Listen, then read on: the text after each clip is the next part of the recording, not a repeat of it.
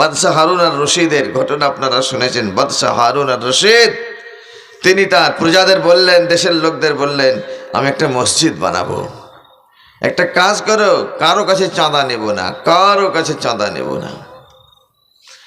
মসজিদ তৈরি হতে লেগেছে, বাদশাহ তার খরচ বহন করতে লেগেছে।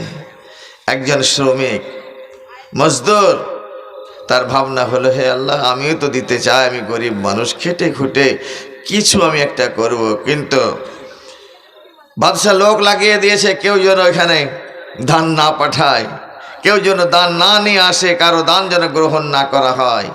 বাদশাহ হারুন আর রশিদ সেই দিকে সিআইডিও লাগিয়ে দিয়েছেন, লোক লাগিয়ে দিয়েছে, কেউ যেন এখানে কেউ দিতে না আসে।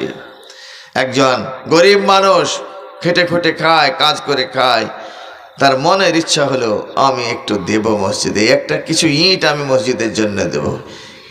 কেউ যদি দুনিয়াতে একটা মসজিদের ইট দেয়, আল্লাহ পাক রব্বুল আলামিন জান্নাতে তাকে একটা সোনার ইট দিবেন। বলুন একবার সকলে সুবহানাল্লাহ। কেন আমি বলছি না, মাম বানা মসজিদান বানাল্লাহু লাহু বাইতান ফিল জান্নাহ, যে ব্যক্তি দুনিয়াতে মসজিদ বানিয়ে দেবে, আল্লাহ তার জন্য জান্নাতে ঘর বানাবে। জান্নাতের ঘর মাটির তৈরি হবে, ইটের তৈরি না, সোনার ইটের তৈরি ঘর হবে।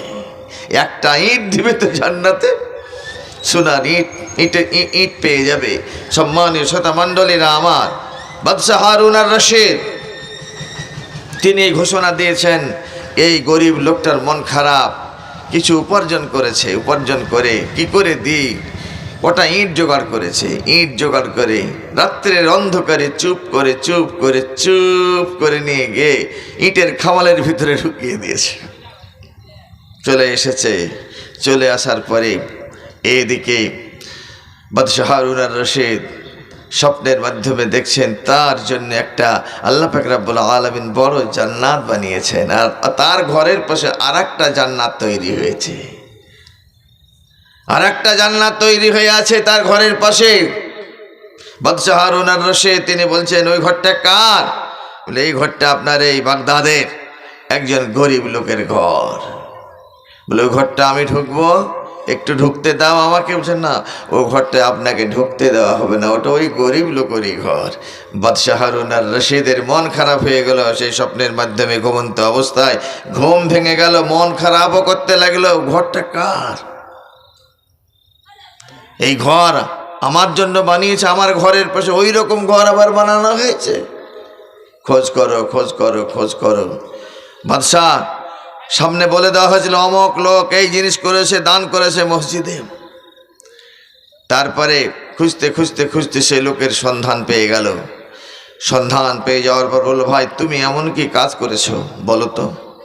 আমি জান্নাতে তোমার জন্য একটা ঘর দেখলাম, তুমি কি করেছো এমন, কি এত নেকি করেছো, আল্লাহ তোমার জন্য জান্নাতে ঘর বানিয়ে দিয়েছেন। তখন সে বলতে লাগলো, বাদশাহ নামদার, আপনি মসজিদে কারো দান নেব না বলেছিলেন, আমার মনের ইচ্ছা ছিল, আমি গরিব মানুষ, খেটে খুটে খাই, ঘাম ঝরিয়ে উপার্জন করি, তাই আমি খেটে খুটে কটা ইট জোগাড় করেছিলাম, আপনার ইটের খামালের ভিতরে আমার কটা ইট আমি ভরে দিয়ে এসেছিলাম, এটাই ছিল, এইটাই আমি করেছি। বাদশাহ হারুন আর রশিদ, এই জন্য আল্লাহ পাক রব্বুল আলামিন তোমার জন্য জান্নাতে আলাদা ঘর বানিয়ে দিয়েছেন। বলুন আরেকবার সকলে সুবহানাল্লাহ। মসজিদে